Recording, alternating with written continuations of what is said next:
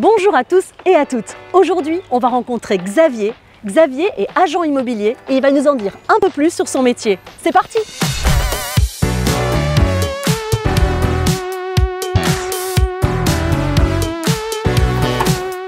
Bonjour. Bonjour Xavier, comment ça va? Ça va très bien et vous? Entrez donc. Bonjour Xavier. Bonjour Eva. Est-ce que vous pouvez vous présenter? Je suis gérant de l'agence Real Lab. On est situé basé donc sur l'avenue Louise et on travaille globalement sur tout Bruxelles et une partie du Brabant wallon. Ça fait 12 ans que je fais ce métier et pour l'instant je ne me suis pas encore ennuyé, je n'ai pas encore décidé de changer, que du contraire.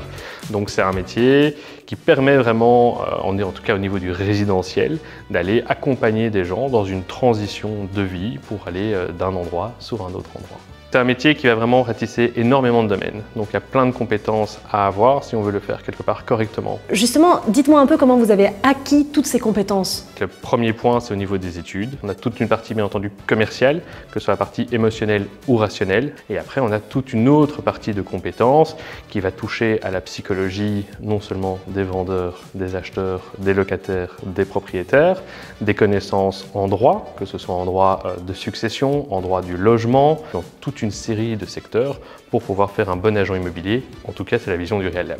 Donc ce qu'il faut savoir, c'est que le métier d'agent immobilier, c'est un métier protégé. Donc il faut avoir une agrégation, un numéro EPI pour pouvoir avoir accès à la profession en tant que telle. Donc dites-moi un petit peu, c'est quoi une journée type d'un agent immobilier? Alors, cette question-là, c'est une question qu'on entend énormément dans un entretien d'embauche, quand on veut commencer un métier et autres.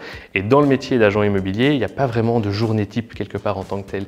Il y a évidemment un fil rouge quelque part si on veut que le métier tourne, mais ça va être différent chaque jour et c'est ça ce que moi je trouve quelque part passionnant. Quelles sont les compétences principales pour être un bon agent immobilier? Une des compétences que moi j'aime beaucoup, c'est la curiosité. Bien entendu, on est sur de l'humain, donc il faut une partie commerciale. Il faut une partie quelque part un petit peu structurée, pouvoir expliquer les choses correctement aux gens. Donc je dirais curiosité, commerciale, humain, ça c'est sûr et certain. Alors moi Xavier, je suis super curieuse et j'aimerais bien aller voir et ouvrir une porte d'un de vos biens. Alors est-ce que vous m'accompagnez pour aller visiter un bien? Bien sûr, avec grand plaisir. On va aller sur Watermal-Boisfort, un appartement qui n'est pas encore sur le marché.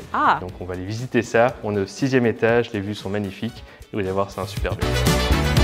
Merci d'avoir regardé cet épisode. Si le métier d'agent immobilier vous intéresse, contactez votre conseiller emploi qui vous donnera toutes les informations. Bonne chance et à bientôt!